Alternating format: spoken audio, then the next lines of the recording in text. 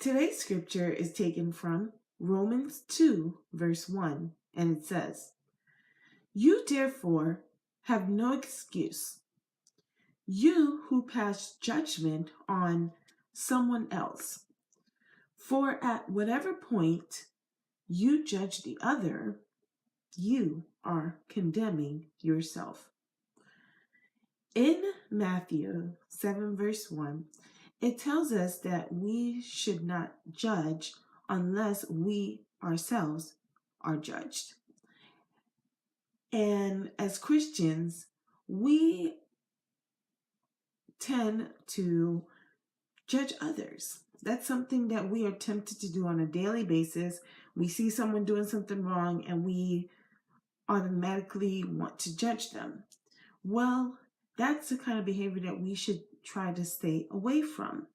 In the Bible, Jesus came upon a young woman who the Pharisees had condemned. And what Jesus did was he spoke to the crowd and he said, "He who is without sin, let him cast the first stone." And that message that Jesus spoke to the Pharisees and to the crowds of people, it applies today.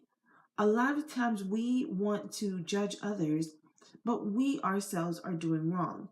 No one is perfect. We were born into sin and shaping iniquity. So everyone is going to sin. And people always say, "Don't judge me." It's true. God is the only one who is capable of judging us in the long run. I mean, obviously, in the law, you're judged for doing wrong, but it's just important for us to remember not to judge others because we are not perfect. And just because someone does something wrong doesn't mean that they can't ask God for forgiveness.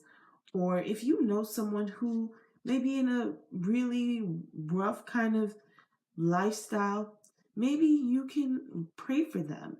And before you know it, God will help them to turn their lives around. It's not our jobs to fix people, but we can definitely pray for people.